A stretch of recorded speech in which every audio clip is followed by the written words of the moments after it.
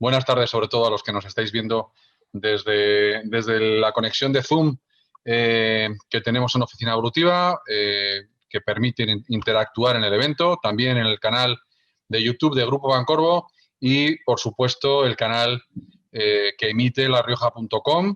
Recordar que además esto que transmitimos en directo también lo podéis ver en unas horas en el canal de YouTube de Grupo Bancorvo, accesible en cualquier momento y de libre acceso, sin clave. Bueno, muchas gracias, Maricruz, muchas gracias, Ángel, por participar en Oficina Evolutiva. Cambiamos casi totalmente el ritmo del segundo día de Oficina Evolutiva para la última charla del día. Estamos en el segundo día de Oficina Evolutiva, aún queda un día más. Y cambiamos de pie para pasar de hablar de tecnología a hablar de instalaciones, para hablar de urbanismo, hablar de ciudad, hablar de sociedad. ¿Vale? No voy a adelantar mucho, por supuesto, de la ponencia de Maricruz y tampoco voy a adelantar de la presentación que va a hacer Ángel Carrero sobre Maricruz Gutiérrez. Ángel Carrero, recién nombrado decano del Colegio de Arquitectos de La Rioja. Muchas gracias, Ángel, y al Colegio de Arquitectos por participar un año más en Oficina Evolutiva. La verdad es que es un lujo poder vincular un evento del carácter de Oficina Evolutiva que tiene un marcado carácter tecnológico y que el Colegio de Arquitectos considere que tiene algo que contar o que puede participar dentro de Oficina Evolutiva, moderando la charla, como es el caso, la charla de Maricruz Gutiérrez, en este caso Ángel, en esta moderación, y también difundiendo entre los asociados al colegio el programa de actividades de Oficina Evolutiva, que este año, desgraciadamente, fruto de la COVID-19, hemos pasado de un formato físico, todos los años, desde hace 12 años, hemos pasado 11 ediciones en un espacio físico. El año pasado llevábamos ya unas cuantas en el showroom de estilo, que está, además, apropiadamente a esta charla, situado en el principal local comercial de la estación de ferrocarril de Logroño. Bueno, pues hemos pasado de ese espacio físico a un espacio virtual. Ya no nos podemos ver, este año no nos podemos ver, no podemos tomar un café, un vino después de la ponencia. Tendremos que posponer esto por lo menos hasta la edición 2021 de Oficina Evolutiva, pero sí que es cierto que este canal virtual estamos viendo que nos está permitiendo acceder a muchísima gente.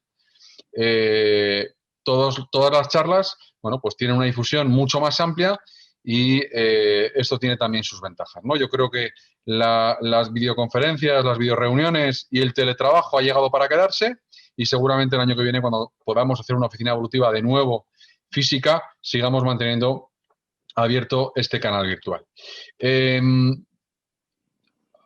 Evidentemente no podemos evitar hablar de la COVID-19 y me vais a permitir que brevemente, antes de presentar a Ángel Carrero, marque la ponencia mínimamente haciendo una reflexión. Yo creo que valorar los espacios urbanos, yo creo que una de las cosas que ha traído esta COVID-19 es que estamos valorando enormemente los espacios urbanos. Llevamos unos días confinados en las ciudades riojanas de Logroño y de Arnedo y estamos viendo cómo en los días de ocio los parques y jardines de Logroño y los barrios de Logroño se están llenando de vida de una manera poco habitual. Yo creo que una de las cosas que estamos haciendo es estamos mirando para adentro, mirando para nuestras casas, mirando para nuestras ciudades y en ese sentido, a mi modo de ver, el proyecto o la realidad del edificio que compone la estación de ferrocarril y la estación de tren y todo el parque que se genera liberando esos terrenos para el ocio público es un enorme descubrimiento y los logroñeses estamos descubriendo y disfrutando esos espacios en este momento más que nunca que no podemos salir de la ciudad de Logroño, ¿no?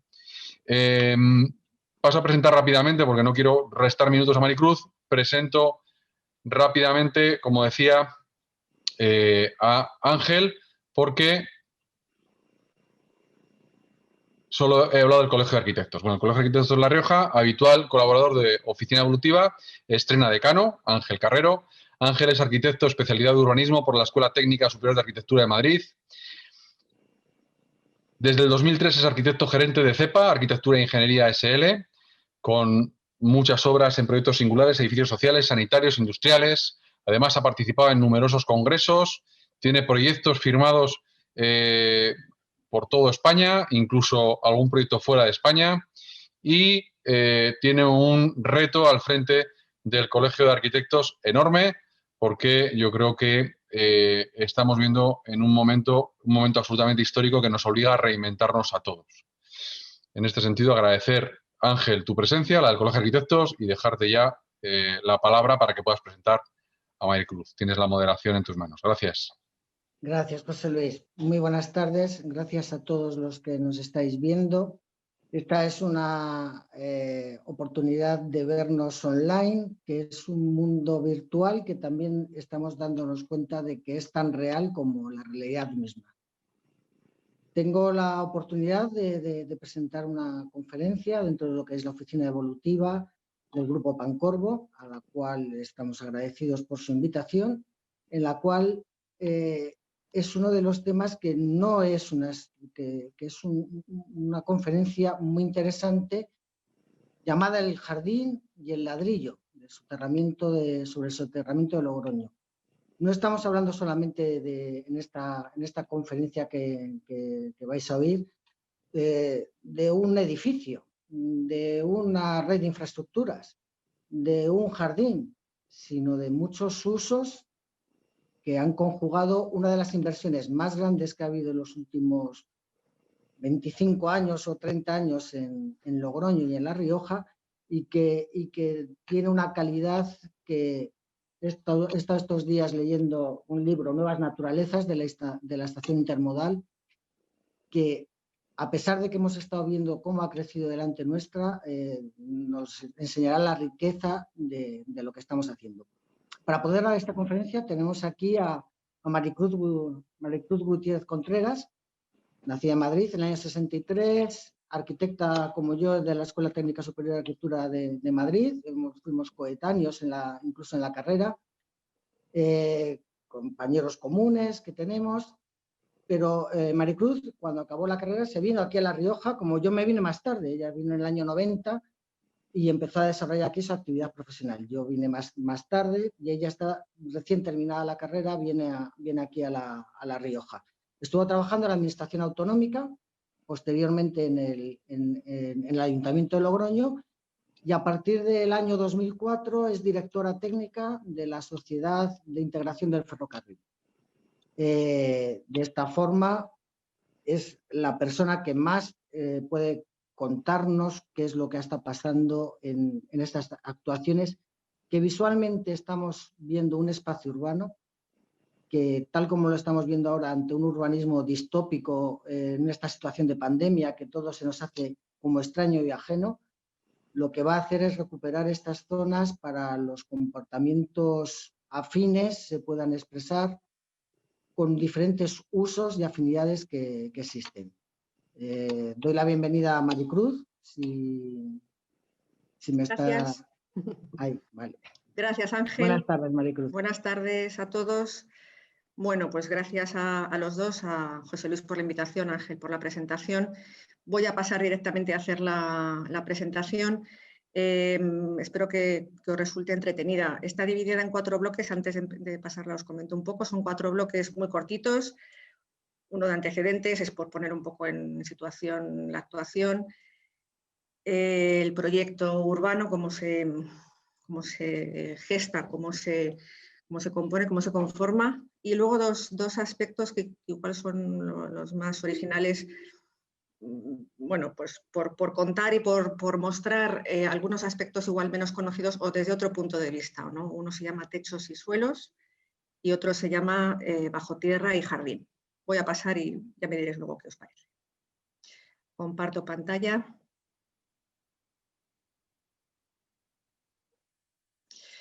Bueno,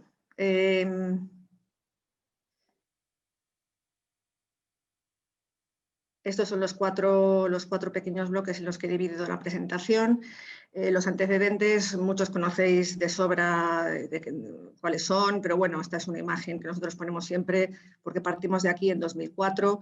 el ferrocarril llega a Logroño en el año 1863, como a muchos otros lugares de España y de Europa, segunda mitad del siglo XIX, coincide en el caso de Logroño además, igual que en otros sitios también, con el derribo de las murallas, de forma que el ferrocarril se coloca de forma estratégica y de forma un poco indiferente respecto del trazado urbano, pues a las afueras, en su margen sur. Bueno, pues sin más, la propia instalación del ferrocarril genera una actividad que en pocos años hace que su trazado quede absorbido por el crecimiento urbano y que sea necesario o se empiece a plantear la necesidad de su traslado. Aquí en la diapositiva superior veis, todos conocéis que el trazado ferroviario discurría por la Gran Vía, el trazado del año 58 se traslada al sur pensando que ese crecimiento pues, no llegaría a esa zona. Efectivamente llegó en muy poco tiempo, de forma que fue superado también en muy pocos años, ¿no? La transformación de la Gran Vía, una vez retirada la vía férrea, se transforma en una de las principales arterias de la ciudad. Y a nosotros nos encargan, al IF 2002, la Sociedad del Soterramiento, realizar unas actuaciones de integración urbana para llevar a cabo una solución que de forma integrada y de forma con visión de futuro sea aceptada por la ciudad y se funda, digamos, con su propia traza y con su malla urbana, ¿no? Traigo también en este apartado de antecedentes, porque luego comentaremos algún tema relacionado, unas fotografías del archivo del año 61. Muy poquito después de poner en servicio la vía del tren hubo unas inundaciones tremendas, no solamente en la vía del tren, pero la vía del tren fue muy llamativo, como veis por estas fotos, porque la trinchera actuó de barrera natural de todos los ríos que desembocaban en el Ebro. Y bueno, pues como veis se generaron algunas imágenes realmente curiosas, como esta locomotora en mitad de un canal aparentemente, ¿no? Fue tremendo, el caudal pues, de lluvia fue muy alto, fue mayor de 60 litros en muy poco tiempo. Y el Ayuntamiento de Logroño remitió al Ministerio un informe con esas fotografías y con este plano en el que se marcaba la vía férrea con su trinchera recién estrenada y todos los ríos que se habían interceptado con esta obra, ¿no? Y bueno, pidiendo pues, ayuda o en fin, colaboración para resolver este problema que bueno, pues luego a través de canalizaciones, de ríos y colectores se fue solucionando. Bueno, ha dejado de ser un problema, pero es verdad que en el subsuelo de Logroño, pues como es natural también, discurre mucha agua subterránea y existen niveles freáticos muy altos, ¿no? El caso es que nosotros partimos de este punto y nos encargan elaborar un proyecto que llamamos urbano porque entendimos desde el principio que esto no es un proyecto de construcción, no es un plan especial sin más, sino que es un conjunto de elementos proyectuales que tienen que estar interactuando entre ellos en un mecanismo además de ida y vuelta, es decir, nada es definitivo, nada era definitivo hasta que no se chequeaba lo ferroviario con lo urbano y lo urbano con lo ferroviario y con lo paisajístico y con lo arquitectónico y con lo infraestructural. Es decir, hay muchos retornos que hubo que tener en cuenta en ese proceso, ¿no? Nosotros convocamos un concurso internacional. Esta es la propuesta de OMA, muy interesante, dejando al aire parte de la actuación. Esta es de Alejandro Zaera, Westate. También muy interesante y que de alguna forma se repiten en casi todas, esto se hizo en 2004, que se genera un corredor verde aprovechando el trazado ferroviario, conectando el Parque de Liregua con el Parque del Ebro y también entre medias con el Parque de la Ribera, ¿no? En el caso de Westate además nos plantearon hacer un tranvía circular, aprovechando el túnel ferroviario que se tenía que adaptar, nos propusieron alargarlo, completarlo con otro trazado por el sur del río y cerrar este anillo generando unos puntos de conexión con la ciudad pues muy interesantes. Bueno, quiero decir que el proyecto fue realmente, el concurso fue interesante. Este es el de MVRDV. Parece muy loco, pero la verdad es que tenía ideas muy interesantes, ¿no? Como por ejemplo esta montaña que era el resultado de acopiar todos los suelos extraídos del túnel ferroviario. bueno, a mí me parece que es una apuesta desde luego singular, ¿no? En ese proceso además luego de borrado de la traza, haciendo desaparecer como por arte de magia un trazado anterior. Ganó Ábalos y Herreros con un proyecto pues aparentemente más convencional y más comedido, más prudente, aunque ciertamente con una carga de profundidad importante. Quizá en la maqueta, en esta de aquí, ya se ve un poco la importancia del espacio central, ¿no? Que se quedaba vacío, o sea, era un gran parque. Era un gran parque debajo del cual pasaban cosas. Eso es un poco el leitmotiv también de la presentación. Una propuesta, un proyecto urbano que tenía lecturas en planos superpuestos. No era fácil de representar o no es fácil de contar en un solo nivel. Por abajo pasan los trenes, en el cota intermedia tenemos las estaciones de tren y de autobuses y arriba tenemos un parque donde se localiza la vida urbana y la ciudad.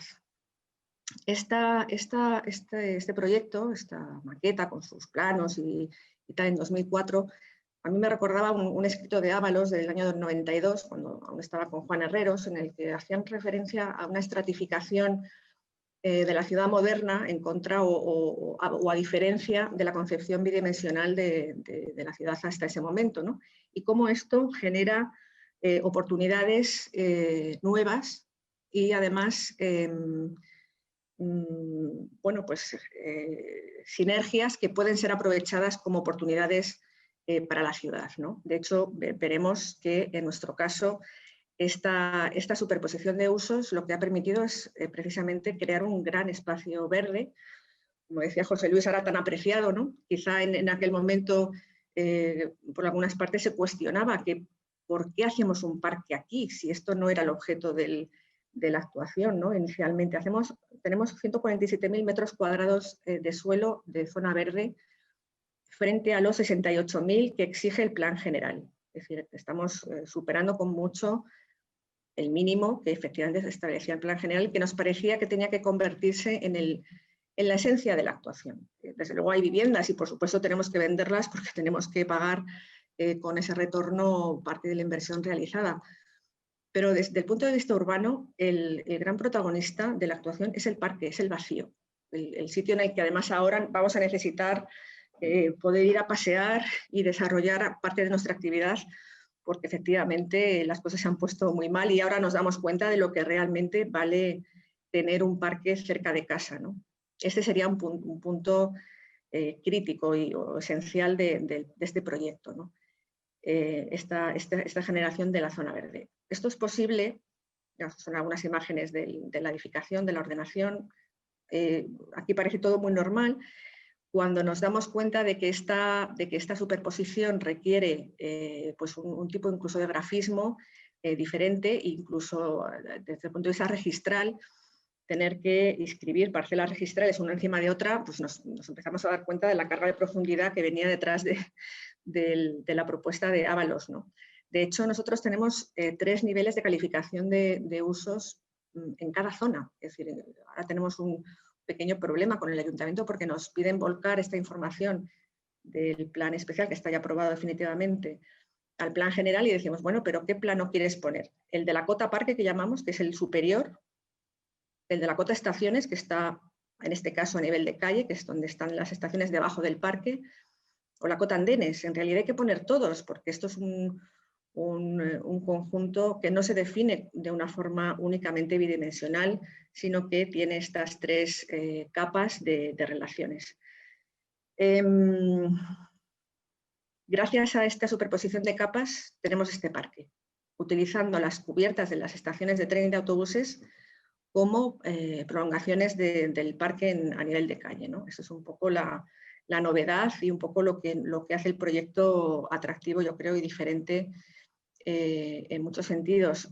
Lógicamente, esta capa vegetal que estamos ajardinando sirve también de aislamiento térmico de las estaciones, aunque sabemos que causa algunas goteras en algún punto muy determinado, estamos por solucionar, pero fundamentalmente estamos contribuyendo a reducir también el efecto isla de calor con superficies porosas que recogen además agua de lluvia, luego también lo comentaremos, y que además, pongo esta diapositiva que es que la he puesto la última, por eso me pilla un poco de sorpresa, de alguna forma también este sistema nos ofrece oportunidades que se recogen muy bien en este tipo de certificaciones como la de BRIA en urbanismo, que estamos ahora tramitando su obtención, porque claro, todo esto que estamos haciendo resulta que tiene una nomenclatura muy específica en todo el campo de sostenibilidad urbana y demás, ¿no?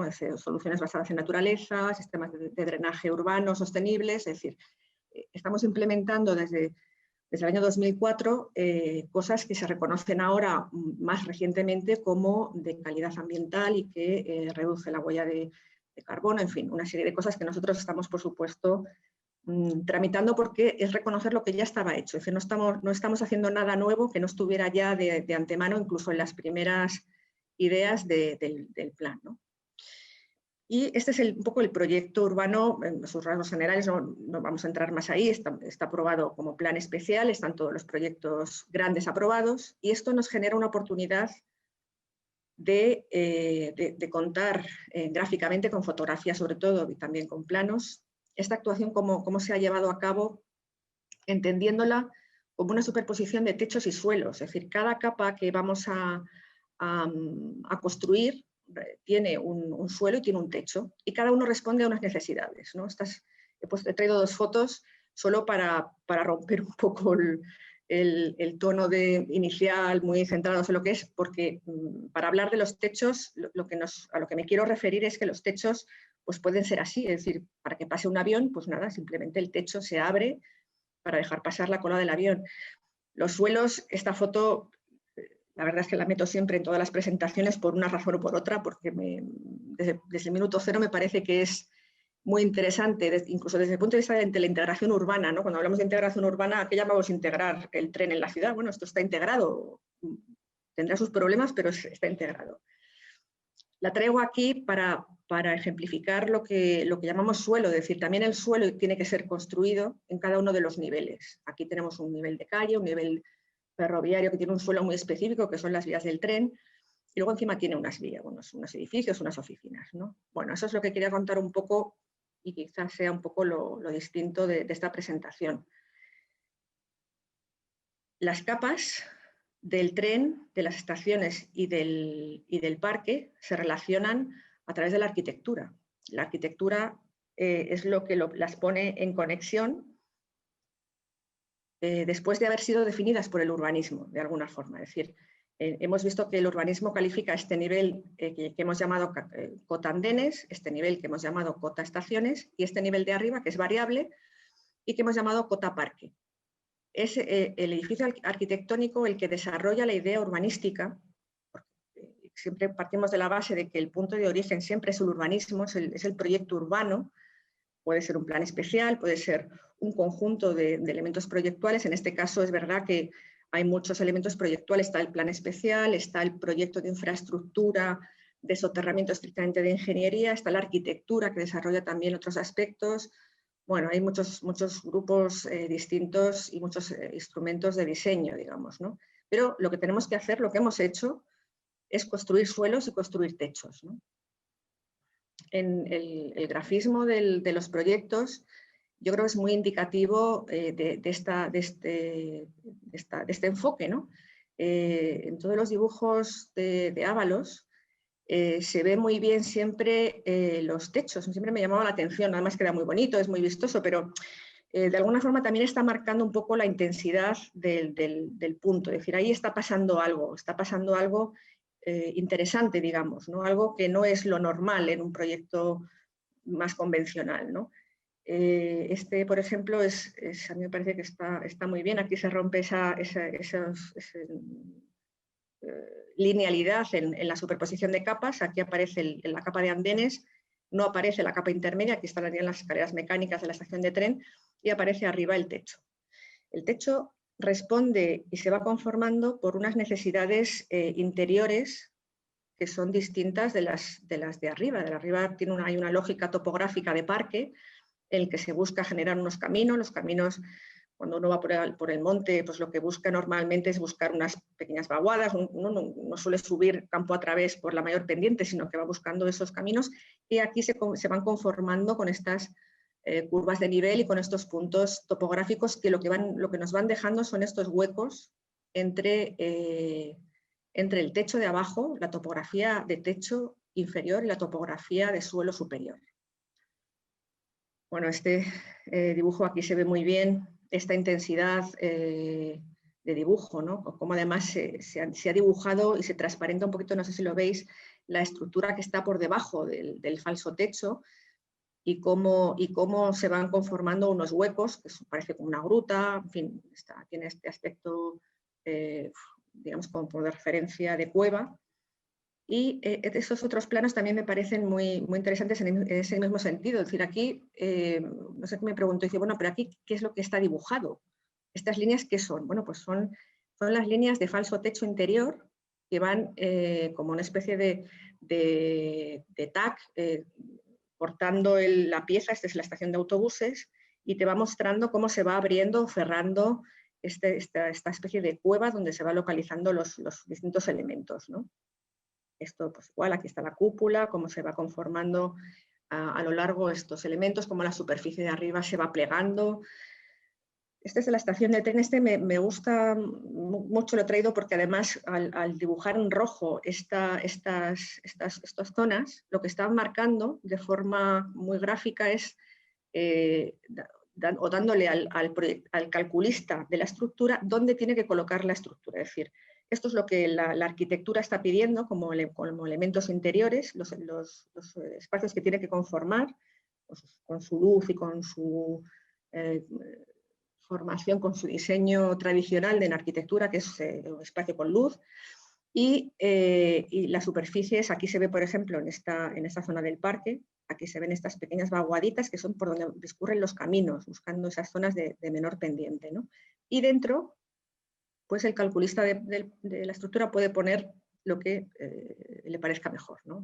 Por eso luego además tenemos planos de techo, ¿no? Que tampoco es muy normal tener en arquitectura planos de techo, ¿no? Pues tenemos este tipo de desarrollos con los pilares, que en este caso también son casi prolongaciones del techo, son como pellizcos que vas trayendo las cargas al suelo, vas estirando ese falso techo facetado para provocar que los apoyos sean justo en los puntos donde, bueno, esta es la estación de tren, donde no pasen los trenes, ¿no? Que no te pille, en fin, que vas colocándolos de forma estratégica y buscando esa conformación de espacios, ¿no?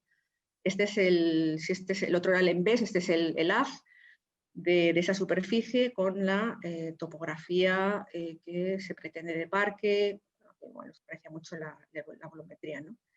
Y la estructura lo que tiene que hacer en este caso es seguir esos huecos, esos paquetes que se van dejando, no tanto como resto, ¿no? Porque aquí también hay una negociación, lógicamente, ya os imaginaréis que esto no se hizo así exactamente, sino que hay un diálogo de ida y vuelta, hay una conversación siempre esperando un retorno, que dice, oye, mira, no me cabe aquí la estructura, por favor, o sea, sube un poco, baja tal, desvía el camino, tráelo para acá, llévalo para allá, o sea, aquí hay mucho trabajo, desde luego en equipo, de equipos fantásticos de arquitectos y ingenieros. La estructura en concreto corrió a cargo de Miguel García Manzanos, decano del Colegio de Ingenieros. Creo que va a ser papá de un momento a otro, por cierto. Espero que vaya todo bien. Y esto luego hay que hacerlo de verdad. O sea, todo esto que vemos dibujado, que queda muy bonito, luego tiene esta materialidad tan bruta, tan áspera, que a mí me parece muy, muy interesante, porque es muy material. O sea, esto es lo que hay en la estación, esto es lo que vemos y esto es lo que hay debajo de lo que vemos, ¿no? Y esto es tan real como que es lo que le da soporte y le da sentido también a lo que estamos haciendo, ¿no? Estas fotos son muy bonitas, son de José Evia. La verdad es que aquí hay un trabajo también de fotografía espectacular. Estas son de José Evia, pero tenemos otras de Jesús Rocandio, también buenísimas. Y desde luego creemos que esto es una forma también de dar a la ciudad el retorno también de lo que se ha hecho, ¿no? O sea, el guardar el registro de cómo se hizo todo y tener estas fotografías, estas son estas de Jesús ya. Esta ya es la última de la cúpula. Una foto fantástica, la verdad es que es muy, muy interesante ese trabajo. Esta no me he resistido a traerla porque para cerrar este capítulo de techos, porque es lo que hay encima del techo. O sea, encima del techo que se transparenta aparte y cuando vais andando en ese viaje de entrada a las estaciones, yo creo que es muy interesante tener la sensación de que el arquitecto se ha molestado en pensar cuál es tu experiencia personal, individual, casi somática, al entrar a la estación y cómo vas a ir viendo y dejando de ver esas estructuras según la inclinación de las lamas, cómo el suelo brilla a veces un poquito más, un poquito menos según vas caminando, porque la luz incide de una forma o de otra. E incluso la sensación de frescor, ¿no? Esto que Iñaki llama arquitectura termodinámica, ¿no? Como ese intercambio energético, como también entender la arquitectura como un intercambio de energía y de calor y de frío, y que no solamente estamos haciendo fotos, no solo estamos provocando imágenes interesantes o para hacer selfies, sino que hay todo un mundo de tratamiento energético detrás. A mí me parece que es muy interesante y seguramente pues, que va un poco más allá de la sostenibilidad o de la arquitectura bioclimática, tal como es una palabra un poco igual ya más manida y ha perdido un poco de sentido, ¿no? Los suelos. Los suelos también hay que construirlos. Cuando llegamos en 2004 bueno, yo en mi caso a la sociedad y me dijeron que esto hay que cambiarlo, dije, bueno, pues habrá que quitar el suelo, ¿no? Esto lo pongo porque a mí me parece muy interesante cómo te da una sensación como de desnudez, ¿no? Este es el suelo del tren, o sea, el suelo del tren no es la tierra, son los carriles, son los raíles. Y una vez que lo desmontas, te quedas con la sensación de que el suelo se ha quedado vacío, ¿no? Se ha quedado como sin esa caracterización. Esto me parece muy interesante. Una vez desmontado el suelo, hay que construir, bueno, esto lo voy a poner, no sé si tiene mucho interés, pero a mí me parece que es bonito porque son cosas raras, ¿no? O sea, estoy poniendo cosas un poco igual peculiares o que no son tan evidentes, ¿no? ¿Cómo se hace la vía del tren, no? Yo no sabía cómo se hacía la vía del tren. Y es muy curioso, es decir, una vez esplanado y bueno, pues, con una resistencia determinada, se echa el balasto, se monta una vía súper cutre, es decir, pues nada, de cualquier manera, que sirve para descargar los carriles, que miden 270 metros, son unas barras de acero, pues ya os imagináis, muy pesadas y muy largas, y también se descargan las traviesas. Una vez descargadas, viene una maquinita, bueno, se pone con una grúa, se van colocando las traviesas y una maquinita que se llama la posicionadora, que es esta de aquí, coge los carriles y los pone en su sitio y luego se atornilla. Luego está la de tolvas, la bateadora. Luego se sueldan los carriles porque los carriles son muy largos, pero claro, hay que poner muchos uno detrás de otro y esto es una de las cosas más llamativas del montaje de la vía, que es la soldadura aluminotérmica. Es una cosa muy llamativa, en fin, no me voy a detener mucho. El caso es que bueno, con esto se construye la vía del tren. Esto la construimos sobre balasto, esta es la provisional, la que está montada en el túnel. No tengo tantas fotos porque además no son tan bonitas y estaba muy oscuro. Está montada sobre losa, pero esta es la de la vía provisional. He traído este vídeo, que no me acuerdo, sí, esto es un timelapse de cómo se construyó el suelo. En este caso esto es la altura de la estación de tren, y aquí ya aparece, ya está derribada, y aquí va a aparecer cómo se va construyendo la estación de tren, la nueva, con la losa y cómo se va extrayendo la tierra. Es decir, aquí el sistema se llama sistema inversos, tú construyes una losa, o en este caso con vigas invertidas, la colocas sobre el terreno, sobre unas pilas que has construido previamente, y después se saca toda la tierra. Una vez que has sacado toda la tierra, lo cubres y pues por esta fecha más o menos pasa el tren que estaba en la vía provisional, pasa a la vía nueva y ya desmontamos la vía provisional y terminamos la estación de tren que se ha ido construyendo en todo este tiempo. Aquí aparece desmontándose la vía provisional, eso será la futura calle Miguel Delibes. Ahora se va a construir la tienda de José Luis, que está justamente aquí. Fue lo último que se hizo porque iba encima del parking, que se hizo un poquito más tarde, que se hizo en 2 partes. Aquí aparece ya la losa y la ampliación de la estación en ese trocito, con su trozo del parque y demás. Me parece que este time-lapse es muy interesante y parece pues, que esto es muy fácil, pero bueno, sí nos costó algún tiempo, como 3 años y pico, ¿no? En esta misma zona, voy a poner también muy rapidito cómo se han hecho los suelos de la estación de autobuses, ¿no? Aquí hemos llegado, en el último vídeo hemos visto cómo se construía la estación de tren y se hacía la losa, que es el suelo de la estación de autobuses, en parte, no todo, porque parte está fuera. ¿Veis? Aquí, por ejemplo, no toda la estación de autobuses está encima del túnel. Ese es el montaje de la estructura. Aquí van los paneles tipo deck, aquí el hormigonado de esos paneles, la construcción de los muretes. Claro, estamos construyendo una especie de montaña, y la montaña tiene pendientes y hay que retener el suelo. El suelo se retiene con estos muretes que, por una parte, sujetan la tierra, también son el apoyo de los elementos drenantes. Aquí el drenaje es fundamental, luego también veremos por qué. Estos que aparecen los paneles drenantes son estos de aquí. Todo está cubierto, toda la estación de tren y de autobuses, todas las cubiertas están rematadas con este panel tipo Atlantis, que es lo que recoge el agua, tanto de excedente de riego como de lluvia, y permite evacuarla rápidamente y la estamos reutilizando. Aquí aparece ya la cúpula, el montaje, el hormigonado y el ajardinamiento. Todo esto muy rápido, pero nos ha costado un poco de tiempo hacerlo.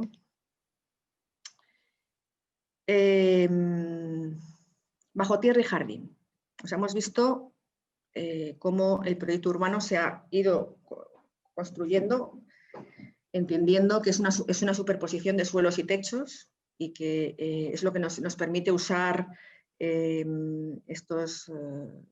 artefactos o esta construcción. Hay 2 libros que a mí me parecen también de referencia, o por lo menos lo he llamado así, el Jardín y Bajo Tierra, porque de alguna forma Bajo Tierra es un libro que me estoy leyendo, es muy interesante y por eso también me he animado a poner más imágenes del subsuelo, que creo que también está muy bien saber qué tenemos debajo de los pies, que no tenemos mucha idea de qué estamos pisando. Y El Jardín de los Delirios, si no lo habéis leído, os lo recomiendo, es un libro casi que tiene un carácter enciclopédico de conocimiento de la relación del hombre moderno, digamos, con la naturaleza y con el paisaje, con el jardín. Bajo tierra. Bajo tierra, ¿a qué me quiero referir? Pues, claro, aquí hemos movido muchísimo el subsuelo. O sea, está muy bien los techos y los suelos de lo que se pisa y de lo que habitamos, pero para generar estos suelos y esos techos hemos tenido que excavar mucho y hacer muchas obras bajo el terreno. Por ejemplo, esta es la cimentación de la estación de autobuses. La hicimos a la vez que el túnel ferroviario, o sea, hace 9 años, cuando no teníamos el proyecto terminado. Teníamos sí que estas ideas de cúpula, en fin, sabíamos más o menos cómo tenía que ser, porque el proyecto del parque es un proyecto único y el conjunto de estaciones es un proyecto también único, pero luego había que desarrollarlo a nivel de constructivo, ¿no? Pero dejamos preparado esto porque teníamos las máquinas y era muchísimo más barato hacerlo en aquel momento, ¿no? De hecho, tenemos parte de los pilares de la fachada sur de la estación dentro del parking de la estación de tren, y también es parte de estos pilotes, estas pantallas excavadas están también dentro del túnel ferroviario. Es decir, estamos mezclando también este tipo de estructuras y edificios en el subsuelo. Esto lo vuelvo a poner porque, claro, esto que nos preocupaba tanto desde el principio, teniendo este antecedente tan grave de aquellas inundaciones, era vital que esto no pasara, ¿no? De hecho, claro, una de las partes muy importantes del proyecto ferroviario fue la caracterización de los suelos desde el punto de vista geológico, hidrogeológico, técnico. Esto ocupaba uno de los cajones casi enteros, ¿no? Pongo nada, dos cosas. Y la solución que se dio fue, dado que estamos por debajo del nivel freático en muchos casos, tramificar toda la actuación y hacer soluciones distintas. En el caso del tramo 2, que es entre Vara de Rey prácticamente y autobuses, el sistema fue de trenes franceses. Ahí está, el túnel se hizo con el sistema tradicional encofrado a 2 caras y lo que se hizo fue rellenar con gravas, garantizando el paso del agua del norte a sur, garantizando también los caudales estimados. Tenemos toda la documentación. Y lo más interesante es que ya a partir de ahí y hasta prácticamente lo que llamamos tramo 5, es decir, hasta Piqueras, se hizo con un sistema de sifones. Es decir, hay una captación aguas arriba, en el lado sur. Ahí se capta el agua del freático, de los ríos que vienen, que están muy modificados de ese plano antiguo porque claro, se ha construido mucho, incluso la circunvalación ha modificado esos cauces. Es muy difícil caracterizarlo. Sí que localizamos básicamente los puntos críticos y lo que hicimos fue, una vez calculado esos volúmenes de agua y esos caudales de transmisión, duplicar el número de elementos necesarios. Es decir, estamos garantizando sobradamente, espero, esa transmisión de los suelos, y esos sifones son los que nos dan esta posibilidad de equilibrar la humedad y el agua que pasa de un lado a otro, ¿no? En el caso de los andenes, claro, con unos elementos muy largos, ¿no? O sea, bueno, están funcionando porque tenemos sondas y vamos controlando que funcione todo y efectivamente están funcionando muy bien, ¿no? Y esto pues, es un tema interesante, ¿no? A mí me parece que igual no se conoce mucho, pero esto ha llevado mucho tiempo de trabajo y de diseño, ¿no? En este plano están dibujados los sifones, son los verdes, no sé si se ven bien. También están dibujados los colectores principales. Este es el sifón de Colón, que es un elemento vital para la actuación. Se coge las aguas que vienen de la circunvalación y es un colector de pluviales que funciona en sifón. Es decir, pasa por debajo de la vía del tren, entra a una cota, baja por la vía del tren y vuelve a subir por un efecto sifón. Y tiene debajo del tren, o sea, estos dibujitos que aquí se ven chiquititos, son 2 marcos de 2x2, o sea, son 2 ramas de 2x2, una capacidad tremenda. Todo va pues, con este sistema de perforación y de porosidad que se va generando, esa porosidad que existía, pues regenerándola o recuperando esa capacidad drenante del suelo. Y ese es el otro colector, que luego veremos algunas fotos, también muy importante, es el Pedregal, es un colector vital de la ciudad y también es bueno, pues un elemento muy potente de diseño. Como estamos haciendo una montaña, también dibujamos las curvas de nivel y los elementos fundamentales de esta montañita que estamos haciendo, ¿no? Tiene sus propias caracterizaciones, ¿no? Y su forma de riego. Solo se riega las partes bajas, la parte de gramíneas no se riega porque además había un pacto de que el porcentaje de zonas regadas fuera determinado. A DIF no le hace mucha gracia que tuviéramos un parque encima. Y esto fue uno de los requisitos, uno de los inputs de diseño del parque por parte de Teresa. Luego saco una pequeña imagen en lo que lo cuenta ya en un texto muy breve. Esas son las cuencas del parque. Es decir, cada una de estas tiene su pendiente, está calculado su superficie, se calculamos los metros cúbicos, los volúmenes de agua que se recogían tanto por excedente de riego como por lluvia. Aquí veis todas las curvas de nivel, esto es como si fuera una naturaleza artificial, ¿no? Es lo que llaman Ábalos nuevas naturalezas o naturalezas artificiales, ¿no? Y es un poco la forma de crear ciudad también y crear esas zonas verdes novedosas, ¿no? Aquí se ve, bueno, que esto es con sus flechitas, cómo se recoge el agua y cómo va a parar a 2 depósitos que están aquí debajo del parque. Luego también veremos unas fotos. Aquí, en esos 2 depósitos, estamos cerrando un ciclo de agua que es muy interesante, es de las cosas que esta certificadora de sostenibilidad, BREEAM, nos ha valorado más, el tratamiento de agua, porque es cierto que prácticamente no se consume agua de boca, o sea, prácticamente todo el agua de riego se está reutilizando tanto con ese excedente de riego como con aguas pluviales, ¿no? También conectamos un pozo a un pozo de estos de los sifones. No lo hemos utilizado mucho, pero bueno, también se puede tirar de ese agua si fuera necesario, ¿no? Bueno, el sistema es interesante, pero bueno, sin más, tampoco me voy a detener mucho aquí. Y esto son cosas que pasan en el subsuelo. O sea, esto es un poco lo que quería decir con bajo tierra. En el libro habla de un fenómeno que yo no conocía. Ángel, hablando con él, me decía que sí, que sabía que pues, hay sitios en los que hay tribus urbanas que se dedican a recorrer los subterráneos, por ejemplo, de París, que no sé si sabéis que es todo un entramado de galerías de minas antiguas y está totalmente horadado.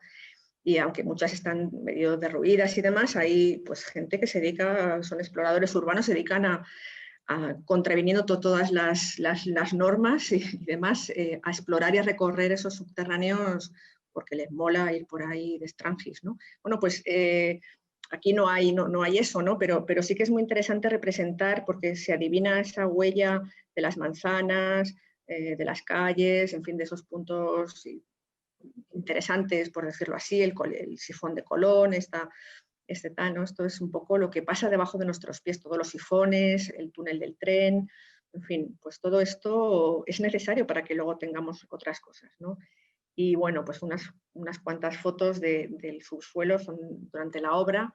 Gran parte de la obra transcurrió fuera de la vista de la gente, ¿no? Mucha gente pensaba que lo veían todo, pero claro, veían la superficie, veían pasar camiones, pero claro, no se veía lo que se estaba haciendo debajo realmente, ¿no? Y el trabajo y la intensidad de estos trabajos, cuando ves mover tanta tierra, más de 200.000 metros cúbicos de tierra, es impresionante, ¿no?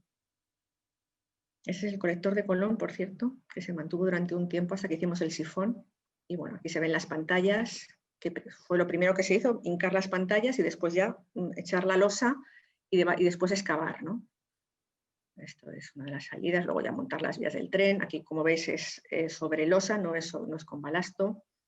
También un trabajo interesante. Y este es el túnel tal como se ve. Por supuesto, no se puede pasear por él. Por favor, no vayáis. Estas son algunas imágenes de los colectores. Este es el colector de Pedregales. Yo no sé si esto os interesa, a mí me parece que es muy curioso, ¿no? Saber por dónde discurre el agua de las fecales y del agua de lluvia de la ciudad, ¿no? Estas son fotos de la construcción del sifón, perdona, de la escalonada. Tenemos escalonada porque tenía mucha pendiente y si tiene unos escalones, aquí se ve un poco cómo va el armado. Son fotos de obra, ¿no? No tengo fotos de la terminada. Este sí que es ya en funcionamiento, estos son recientes porque bajamos con los bomberos hace unos pocos meses al sifón de Colón. Esta es la cámara de admisión. La verdad es que el aparataje también es impresionante. Aquí entran las aguas fecales, eso es como un filtro. No hay muchos sitios, por eso las fotos no son muy buenas. Esa es una de las cámaras que vaciamos para hacer una inspección de los residuos de abajo. Bueno, pues como veis hay bastantes cachivaches, hay compuertas que se abren y se cierran para poder mantener siempre en funcionamiento una de las ramas del sifón, esos marcos que decíamos de 2x2, mientras que el otro se puede limpiar, en fin, pues sitios raros, sitios peculiares, ¿no? que motivan y que justifican también la actuación. Esto es debajo del parque. Esto, cuando estamos paseando por el parque del tren, hay una zona que estamos sobre la vía del tren y demás, y otra zona que está rellena con tierra, pero hay una zona que es hueca. De hecho, aquí, en una zona de estas, es donde colocamos los aljibes de riego. O sea, aquí encima está el parque. Entonces, tenemos 2 aljibes. La verdad es que estos son los retornos que tenemos, bueno, canalizados. Esto es un aliviadero. Eso es lo que os comentaba, que no hemos recurrido al llenado con agua de boca porque es suficiente lo que estamos recuperando de lluvia y de excedentes de riego. Y por último, el jardín. El jardín es lo que da sentido a todo esto. Después de ver esas fotos tan oscuras, casi apetece ver un poco algo más claro, ¿no? Ya a la luz del día, ¿no? Yo creo que claramente los dibujos también son muy delatores de las intenciones y de lo que ocurre en los sitios, ¿no? Lo que intentan representar, ¿no? Este es el Parque del Tren con su sistema de vegetación, el parque de autobuses, el mismo sistema de representación. Como veis, las praderas abajo, las gramíneas arriba. Se trata de no regar demasiado. Las gramíneas no necesitan riegos, simplemente se agostan en verano y ya está, ya luego vuelven a crecer. Bueno, ese es el sistema de Teresa, su forma de representación, ¿no? Estas son unas notas que me parecen muy bonitas, porque además Teresa escribe de una forma muy, muy sencilla y muy poco, quiero decir, redicha, digamos, ¿no? Que es muy, muy clara y muy sencilla en su expresión, ¿no? Lo que nos viene a contar aquí es que el parque es un proceso vivo del que forman parte el sistema de riego, el drenaje, los suelos artificiales que estamos construyendo, y que las asociaciones vegetales tienen también su propio necesidades y sus lógicas en los tiempos, ¿no? Un parque es una cosa viva que transcurre a lo largo de las estaciones y ya está. Bueno, y para terminar, nada, estas fotos del parque que lo he dejado para el final porque creo, y yo creo que estaréis de acuerdo, que es un poco la estrella de la actuación, es lo que nos brinda estas imágenes que a mí me encantan, esta vista del parque desde Pinoya Morena me parece muy bonita, y lo que da sentido a todo lo que se ha hecho por debajo. Es decir, todo lo que se ha hecho por debajo no tiene más objetivo que crear una zona verde para la gente, para que sepa que sus necesidades son atendidas, que uno cuando pasea por ahí tenga la sensación de que alguien se ha parado a pensar y quiera darle algo digno para que lo disfrute y lo pueda vivir pues con esa sensación de haber sido atendido en su día a día, ¿no? Y nada más, esto es todo. Muchísimas gracias, Maricruz. Me encanta como las está contando, lo que hemos podido aprender gracias a ti. Hay abierto un turno de preguntas por si alguien quiere hacerlo, pero yo sí que te quería comentar que a mí esta actuación siempre me pareció, primero, como una decisión de un elemento, de una infraestructura de comunicación, que es lo que habíamos comentado, es mantenerla en la ciudad. ¿Y cómo pasa esta decisión? Primero, respecto a otras, es decir, un puerto, una carretera, un aeropuerto, son lugares más de paso que hace falta más distancias. Pero sí que es cierto que el autobús y el ferrocarril sí que tienen un punto de parada y que es de conexión a la ciudad. Y con esta decisión de mantener, digamos, el trazado de los años 50, realmente hemos conseguido que esté en la ciudad. ¿La resolución cuál ha sido para mí? El vacío. Dices, claro, es un parque urbano, realmente no estamos construyendo, es un vacío lo que estamos dejando respecto a otras posibles actuaciones que podrían haber sido más densa. Y en ese sentido, la epidermis que has estado contando, que es el techo y que es el jardín, me parece fantástica. Es claramente una quinta fachada envidiable. Cómo esa quinta fachada se ha convertido en un espacio urbano, ¿no? Y pasa muchas cosas ahí. Me estoy fijando en las fotos, que es pues pasarelas de mantenimiento. O sea, para un pequeño servicio, digamos, de que puede parecernos al usuario de que esto es un espacio grande y tal, para nosotros podernos mover por estas salas, dirigirnos a los diferentes andenes, tanto de autobús o ferrocarril, implica muchísimos más metros, no solo cuadrados, sino cúbicos, para que puedan existir. Es como las cajas escénicas de los teatros, que te acuerdas que te estuve comentando, de que es muchísimo más grande siempre, ¿no? Que es la zona que ve el público. A mí la forma de que el jardín artificial proceda a ser naturalizado y que se recupere como un elemento estratificado dentro de los diferentes usos, es un aplauso formidable, ¿no? No sé si quieres decir algo más. Bueno, solo voy a decir una cosa, que José Luis quería comentar algo, pero solo quería decir lo del título del jardín y el ladrillo. tengo que decir que la culpa la tiene Alfredo, porque yo no sabía cómo llamarlo, yo no sabía qué presentar, ¿no? Entonces estaba leyendo el libro este del Jardín de los Delirios y hay un capítulo que se llama El jardín y el ladrillo. Dije, ay, qué título más bueno para cualquier cosa casi, ¿no? Pero para mi presentación me lo voy a coger. No me acordaba de lo que iba. Cuando leí de lo que iba, de lo que va en este del jardín y el ladrillo, dije, bueno, de eso no lo voy a hacer, pero lo comento porque viene un poco al hilo también de lo que es el jardín. Trata de las ruinas modernas, de la especulación bueno, ya lo sabemos todos, de cómo algunas ruinas no han pasado por una vida útil, es decir, hay esqueletos de edificios de apartamentos que nunca han sido usados, que fueron abandonados y que la naturaleza los ha retomado otra vez, ¿no? Y se refiere a ese tipo de cosas, ¿no?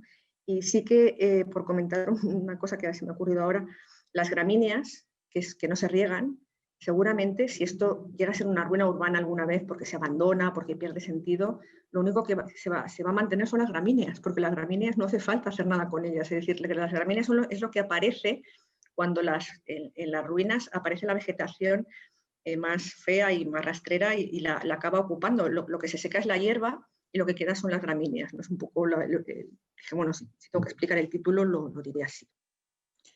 José Luis, ¿qué quieres? Desde luego, la forma de recuperación del agua, del sistema de reciclaje con ellos y las capas de esponja del Atlantis para poder ir cogiendo las diferentes cuencas de agua, a mí me parece un acierto. Un acierto. Realmente hace una edificación sostenible. Probablemente cuando se convierta en una ruina urbana será sostenible precisamente por esas características, ¿no? Seguramente, sí. Algo quedará. Eso tienes toda la razón.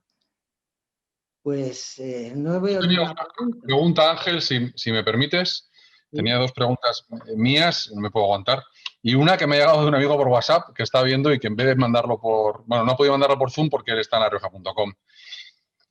Al hilo de lo que estabais hablando, a mí me sorprende, Maricruz, cuando tú vas a un monte, que al final esto es lo que es un monte en medio de la ciudad, artificial, con esa reflexión de nuevas naturalezas que hace Iñaki, el agua, evidentemente gran parte del agua se baja al subsuelo del monte, hay parte que baja al subsuelo, pero otra mucha discurre por las cuencas. Yo, como paseante habitual con mi perro por el jardín, por esos jardines superiores, he echado de menos ese agua que discurre por las cuencas. O sea, todo el agua cuando llueve se va a los depósitos, ¿no? Tiene esa primera lectura. En un monte el agua se va al subsuelo, ¿no? Pero he echado de menos la oportunidad perdida de hacer discurrir agua por cuencas. Pues mira, es verdad que es muy bonito ver el agua discurrir por las calles. Yo, bueno, vivo aquí en Calvo Sotelo, como Ángel también, y echo de menos que esté mejor diseñado esos canales, esos CAT de recogida de agua, porque es verdad que es muy agradable de ver. Aquí, digamos, se podría haber hecho de otra manera. Es verdad que ese tipo de elementos forman o se asocian más, por dar una explicación, a elementos no porosos, ¿no? Es decir, en nuestro caso, ¿qué ocurre? Que suponía meter un elemento duro, rígido, porque lo que estamos haciendo precisamente es que, y es nuestra preocupación, es que el agua filtre cuanto antes y que no discurra, porque si discurre por la superficie de Aripac arrastra. Con lo cual, por la superficie de Aripac no podría ser, tendríamos que haber metido un elemento de hormigón o de piedra o de algo que fuera un canal para recoger y hubiera sido un elemento pues bien interesante para un parque. Sí, a mí me parece que no hubiera estado mal. Bueno, al final hay que tomar decisiones y muchas veces los proyectos se hacen por eliminación de cosas, ¿no? ¿Qué es lo que no pones, no? Luego la segunda... Realmente las montañas en los parques urbanos surgen como una parte de la teoría de hidráulica, es decir, lo que precisamente son fuentes que queremos que estén continuamente en movimiento, ¿no? Pero por otro lado me recuerda así algunas, como por ejemplo la de la granja, que solamente funciona puntualmente porque realmente es por gravedad. El mantenimiento de una red permanente de agua en un sitio de puesta sí que generaría, personalmente me parece a mí, una sinergia de que no la haría sostenible. En los tramos En los tramos que son horizontales lo podría entender esas láminas de agua o un concepto, pero dentro de una teoría sostenible creo que es mejor el que realmente el terreno está actuando de una forma natural, que se vaya empapando y que eso precisamente es lo que le va a hacer sostenible y darle continuidad en el tiempo. Yo creo que es decisión la decisión de Teresa, en este caso, creo que es, y de Iñaki Ábalos, obviamente, es acertada, más que meter un elemento de agua. La segunda pregunta tiene que ver con bueno, primero con la reflexión. Yo que he ido siguiendo muy de cerca, como ciudadano, la estación de tren, de repente tú te encuentras unos muros duros, son pendientes, pero ves la fachada principal de la estación de tren y dices, jolín, son todo pendientes suaves que van discurriendo en forma de montaña, pero de repente aquí hay un corte. Cuando de repente ese hueco entre la estación de tren y autobuses se rellena con la cúpula, pues uno deja de ver esas aristas duras y pasa a entender la montaña y sus suaves pendientes, ¿no? En esa misma reflexión, creo que para terminar de entender bien la integración del espacio de la estación de tren y de autobuses, para entender el parque urbano, creo que es necesario los edificios que la van a rodear. Los edificios no solo tienen un carácter de financiación de parte de la inversión, sino tienen una fase, a mi modo de ver, de adaptación visual entre el parque, entre la modernidad de esa naturaleza, de esa nueva naturaleza, con la ciudad antigua, ¿no? Relacionar o articular el lenguaje de la ciudad antigua con la nueva naturaleza. Y por último, también hacernos entender la verdadera escala del edificio. O sea, en el momento en el que tengamos una torre de 25 o varias torres de 25 pisos de altura, nos dejará de asustar la dimensión de la puerta de entrada de las dos estaciones. Esto es una reflexión que hago, que lanzo personalmente con una pregunta final, Maricruz. Evidentemente, entenderemos la magnitud de todo esto cuando estén los edificios hechos, ¿no?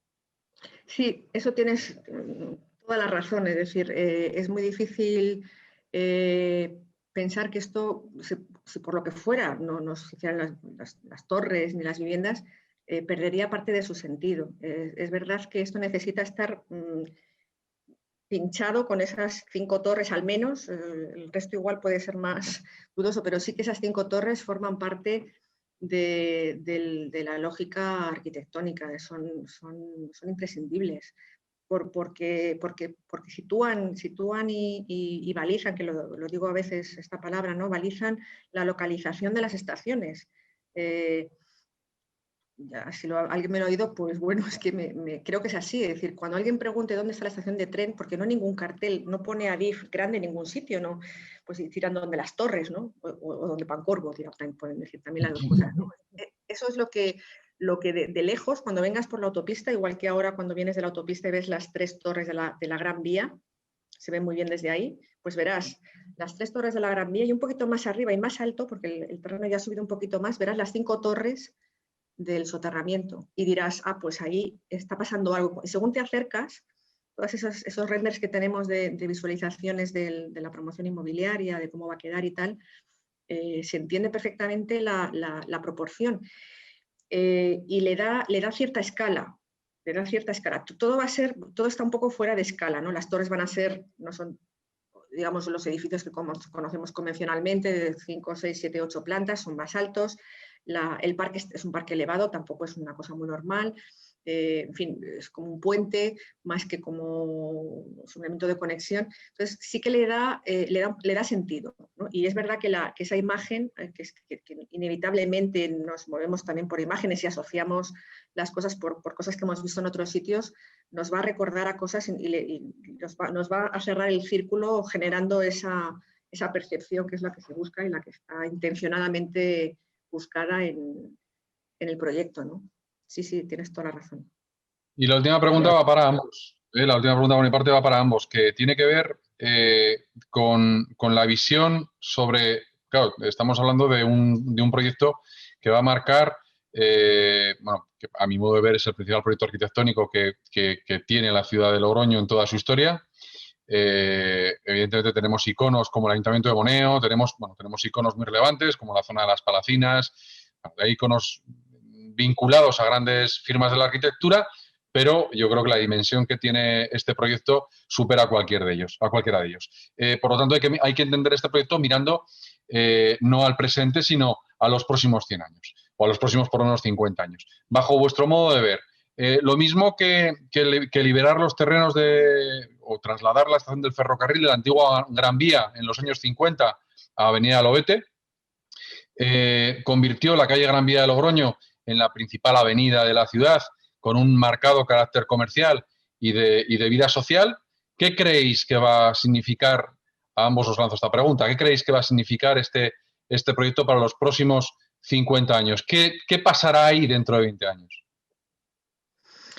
A ver, desde luego es una nueva área de centralidad.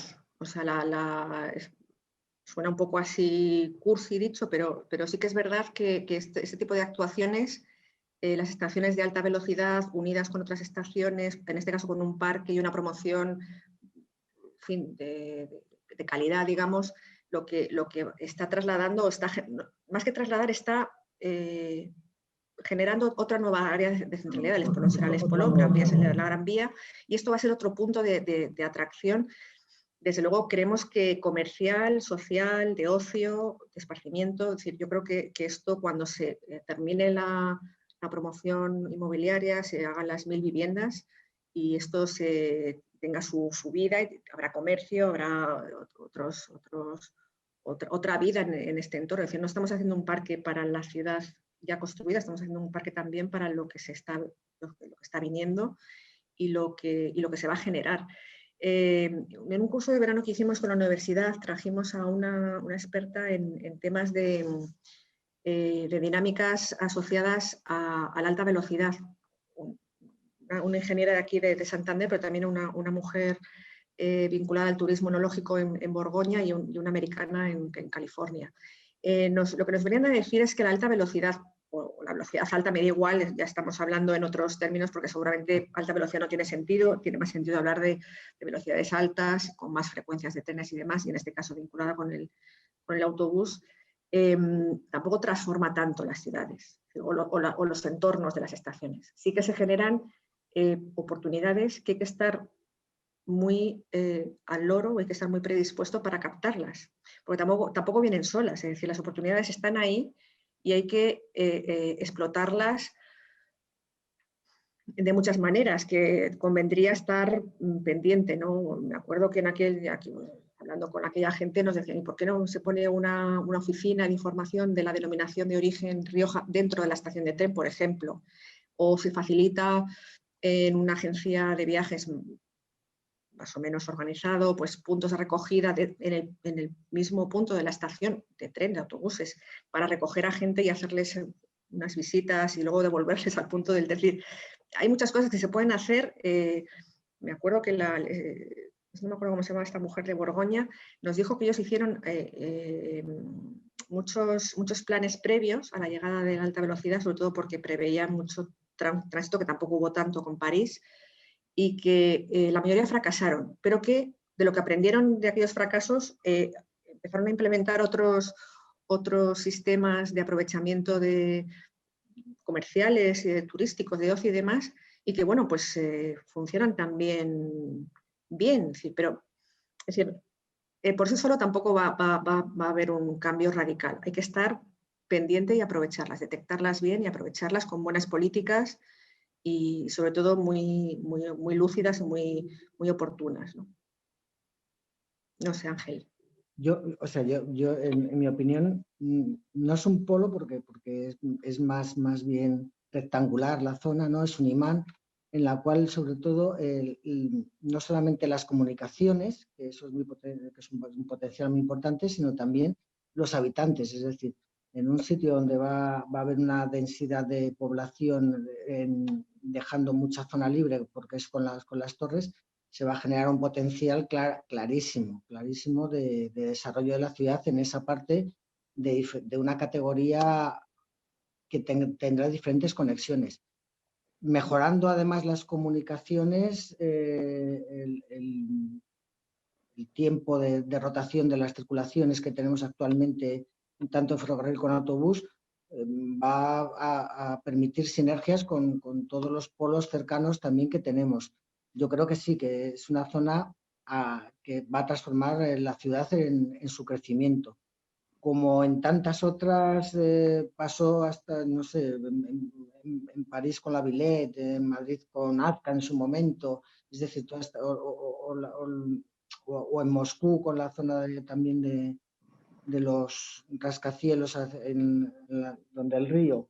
Yo creo que todas estas sí que son potenciales que cambiarán el crecimiento de la ciudad, llevando parte del polo hacia esa zona, lo cual nos hará también hacer trabajar más en el casco antiguo de la ciudad, precisamente porque tendrá otro tirón que no le produzca un vacío a esa parte de la ciudad.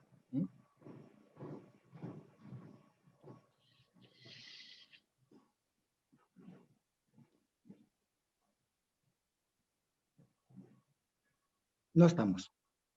Sí, estamos. Yo sigo preguntando, ¿eh? Si me permites, Ángel, yo sigo preguntando. Si consideras que hay que hacer, que tenemos espacio para las preguntas, yo pregunto. A ver, cada proyecto político trae de sí un proyecto urbanístico, ¿no? Y claramente estamos viviendo un momento en el que el proyecto político del equipo de gobierno municipal tiene una visión urbanística sobre la ciudad de Logroño, y esa visión urbanística pone en el eje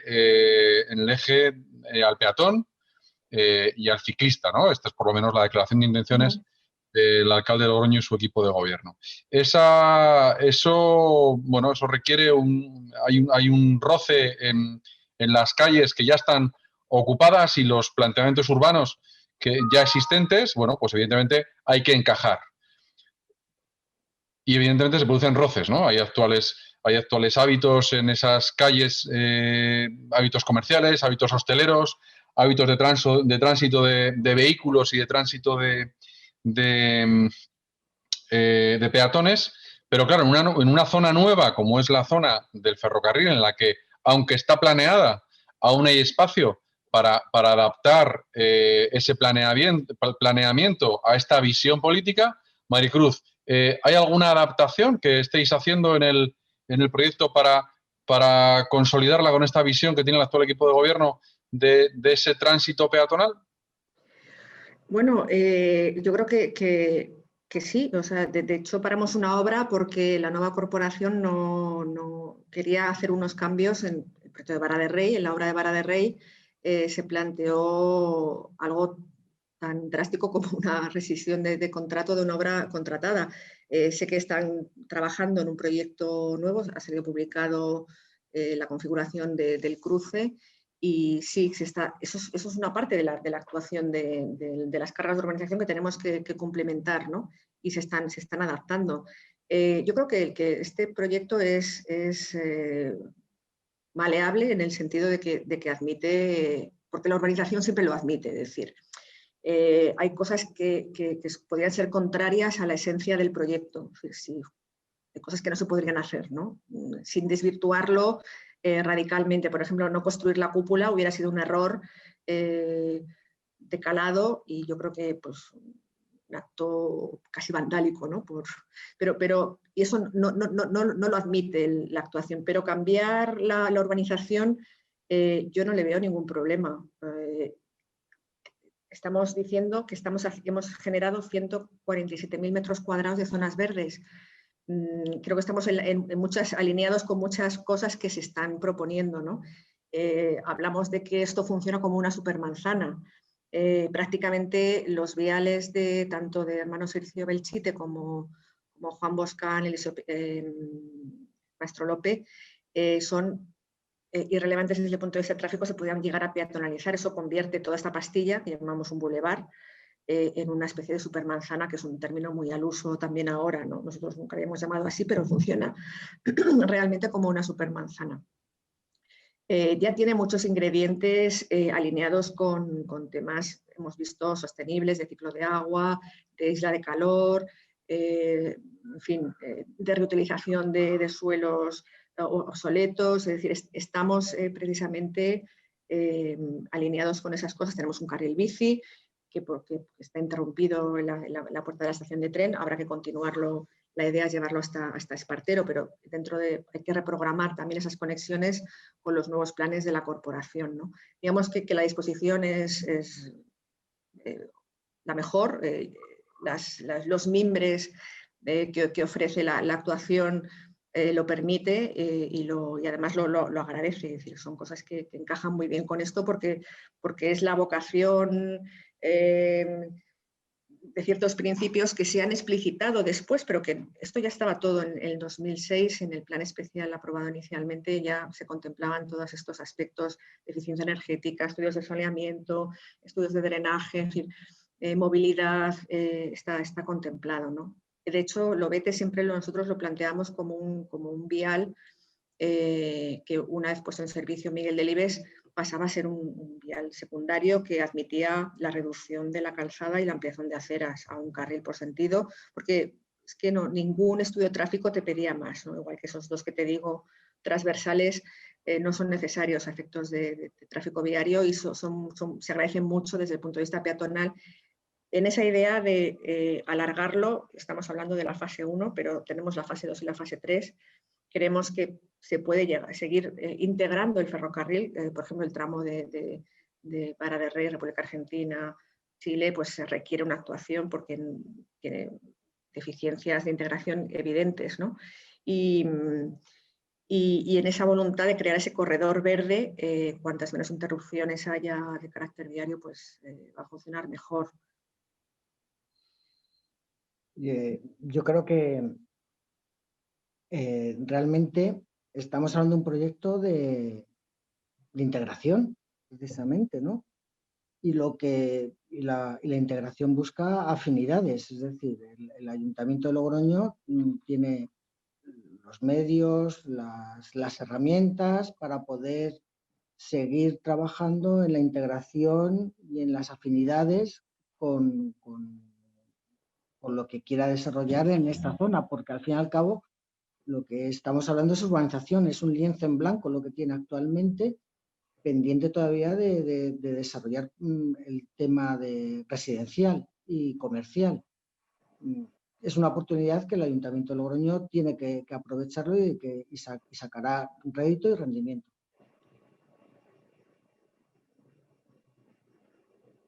José Luis, ¿tenemos algo más? Yo tan solo decir gracias. O sea, me encantaría estar aquí hablando una hora más. Además, podemos, porque no tenemos ninguna charla que tengamos por detrás, pero igual lo dejamos para Oficina Evolutiva 2021, que seguro que el proyecto ha avanzado un poquito más y de verdad, en ese rol inesperado que hemos tenido en Grupo Bancorvo, al tener nuestra empresa de instalación de oficinas, de mobiliario, de interiorismo en la estación de tren, ese vínculo que nos crea con el sector de la arquitectura lo queremos exprimir al máximo y yo particularmente lo estoy disfrutando un montón. Ángel, te toca a ti despedir. Yo solo me queda decir muchísimas gracias a ambos, Maricruz, Ángel, porque para mí no es tecnología esta charla, evidentemente es la que más se aleja de nuestra actividad comercial en Grupo Bancorvo, pero yo particularmente es una de las que más disfruto, si no la que más. Bueno, antes de que se despida Ángel, también daros las gracias. La verdad es que, aparte ya de lo amables que sois siempre cuando nos invitáis y, en fin, la actuación de la obra de interiorismo de la oficina de estilo es fantástica. Ya sabes, la hemos visto con Sergio Rojo, ha quedado fenomenal. Yo recomiendo que la gente, aunque no vaya a comprar nada, que vaya a la tienda y suba a la parte de arriba. Hay una vista de la estación inesperada también y pues son de esas cosas que se generan de forma espontánea con la participación luego de la gente y desde luego, pues nada, muchas gracias a vosotros y nos veremos porque sigue habiendo muchas facetas desde las que contar esta actuación también interesantes y casi inagotables, ¿no? Gracias. A ti. Pues yo creo que esta charla tenía muchísimo de tecnología también y que implica más de lo que crees también en tu sector. O sea, yo lo veo básico porque los temas dotacionales son estructurales para todas estas actuaciones de la tecnología y aquí se ha utilizado mucho. Yo quiero dar las gracias a Maricruz por su conferencia, por lo que nos ha querido compartir con nosotros. Agradecer al Grupo Pancorbo, a ti, José Luis, muchísimo la atención que tienes con nuestros colegiados y nada más que despedirme de los televidentes. Muchísimas gracias. Buenas tardes. Gracias. Gracias, buenas tardes. Cuidaros mucho. Gracias, igualmente. Adiós. Luego.